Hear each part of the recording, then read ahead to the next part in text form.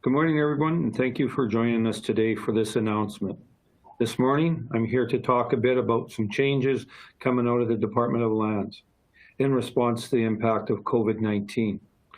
Physical distancing and isolation means the measures used to combat the spread of COVID-19 have created new and very realistic economic stresses on the Northwest Territories residents, families, businesses, Indigenous governments, and communities. The government of Northwest Territories understands these financial stresses and continues to make changes to our programs, services, and policies. That's why the Department of Lands is going to ease some of the burden by waiving rent on existing surface leases on public land for the fiscal year 2020-21. The fair and equitable treatment of all leaseholders is important. Big or small, they are all impacted by the current situation and crisis. The COVID-19 pandemic affects all N.W.T residents and businesses, and the rent relief will help limit expenses and keep cash available for immediate needs in a time of uncertainty. The rent relief is available to all holders of existing recreational, residential, commercial, and mining services leases. The rent relief will also apply to easement or licenses on occupation and will apply retroactive to April 1st, 2020 till March 31st, 2021. This will allow all leaseholders to receive the same rent relief as those who received it at the beginning of the pandemic, but will not apply to new applications received after April 1st, 2020. If you're a leaseholder and your rent has already been paid for the 2020-21 fiscal year and your account is in good standing, your payment will be automatically refunded. There are challenging times for many, and the government of Northwest Territories will continue to do what we can to ease the fiscal burden our residents are facing with and making our residents feel safe.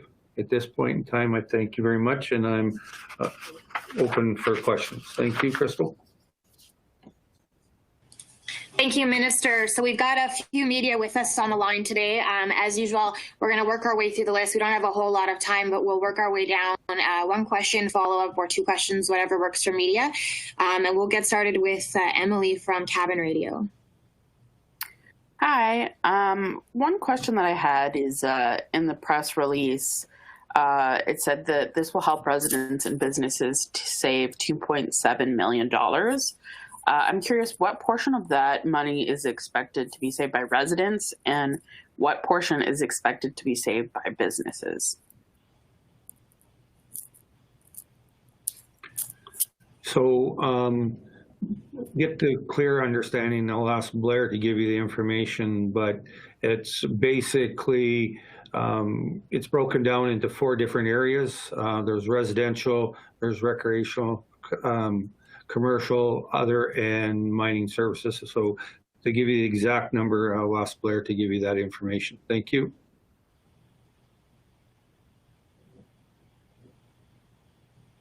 Blair? Mute here.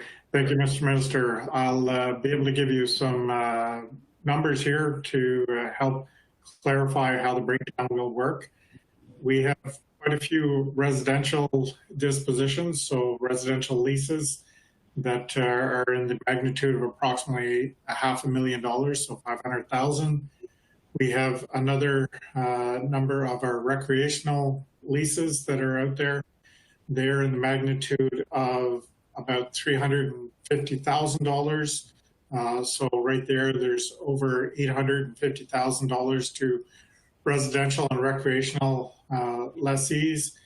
We have a number of commercial mining leases that are in the order of $1.4 million that are out there with a variety of different lessees or proponents. And we also have another number of commercial leases that are with small businesses typically that are in the magnitude of $450,000.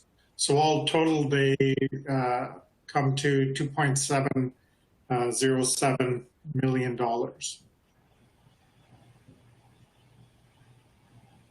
Thanks, Blair. Emily, did you have a follow-up on that? No, I'll let someone else ask the question. Okay, perfect. So let's move to CBC. I believe we have Avery on the line.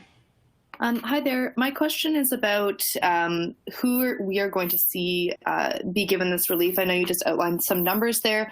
Can you give some examples of what these different types of dispositions are? And can you clarify the definition of the surface disposition for us?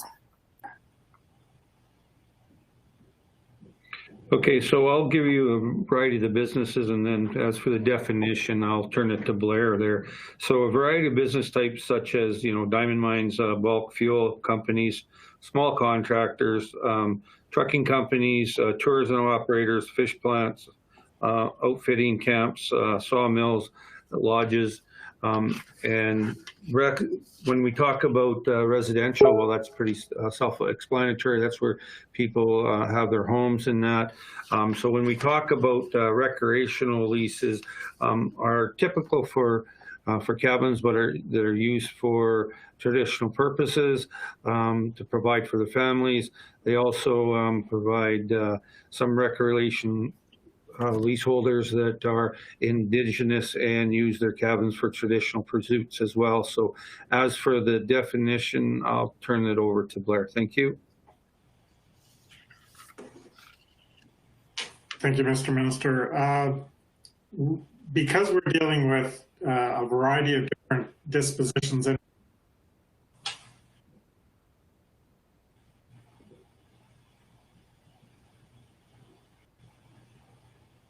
dispositions is really terms for easements, for license of occupation, as well as for right-of-ways that do occur. So based on that, we're managing land under both Commissioner's Land Act as well as the N.W.T. Lands Act. The minister, I think, has provided with the clear explanation as to how they are framed out. So obviously from a residential, a recreational, and our commercial industrial leases accordingly. If you require further information than that, I can certainly try to provide.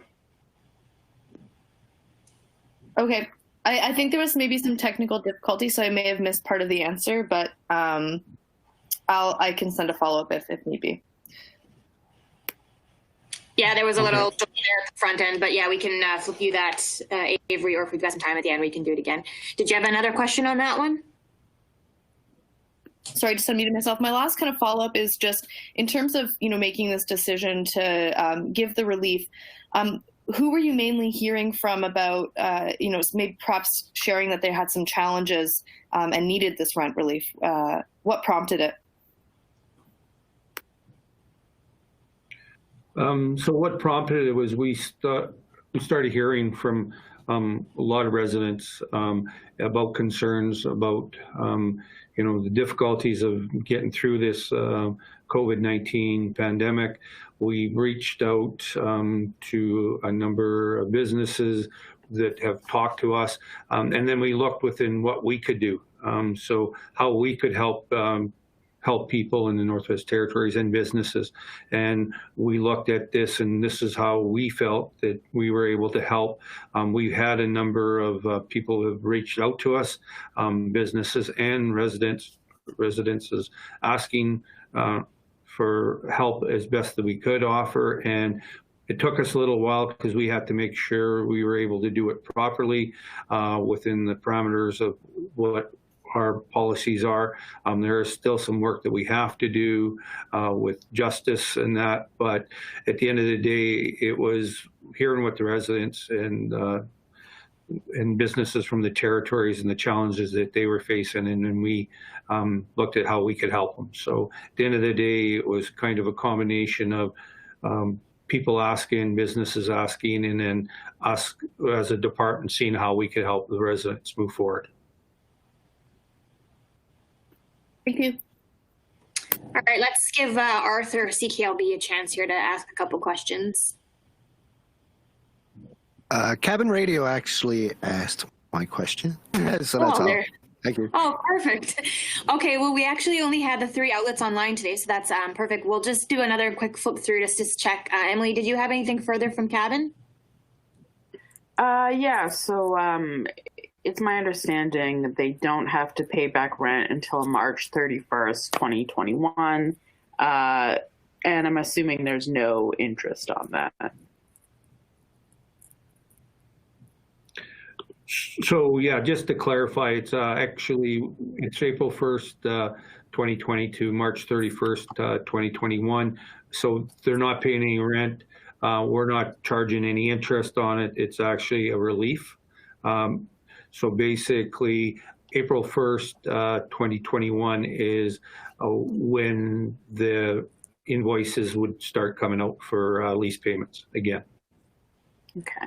And in that case, when people do have to pay, are they going to be required to pay sort of like as a lump sum, or are they going to be offered payment plans? How's that going to work? So we do have various options available for people to pay. They reach out to the Department of Land and set up a payment plan, working with finance, of course. So we do have a variety of options available to all residents. It's just not during the pandemic. It's how we do our lease payments. We allow people the opportunity to pay it all at once. Or spread it over the year so that they can, do it as best they can due to their financial ability. So again, it's a variety of options available, and it's always been that way. Thank you.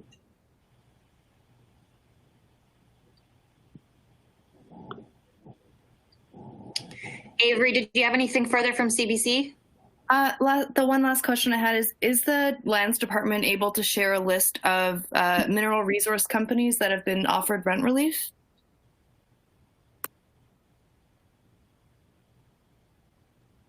That there, I will turn to Blair to give the answer to that. Thank you. Thank you, Mr. Minister. Just for clarification, all leases, all lessees, whether they be commercial, industrial, recreational, or residential, will not have to pay their lease fees for this fiscal year from April 2020 to March 2021. So that will include all of the mines that are currently in operation in the Northwest Territories for any of their leases. So all commercial entities will not have to pay for this fiscal year. Did you still need a list, Avery, or does that work? So it just includes all of them? Yeah, all of them. No, I don't need a list. Okay. Arthur, did you have anything further from CKLB? No, that's fine. Thank you. Okay, perfect. Well, thanks, guys. That was nice and easy. It means we've communicated well to you. You have no more questions. But should that information change, of course, as usual, just shoot us an email, presssecretary@gov.nt.ca, and we will do our best to get you some answers shortly. So thanks again for calling in this morning, guys. Have a great afternoon, and we'll talk soon. Thank you. Thank you. Thank you. Thank you.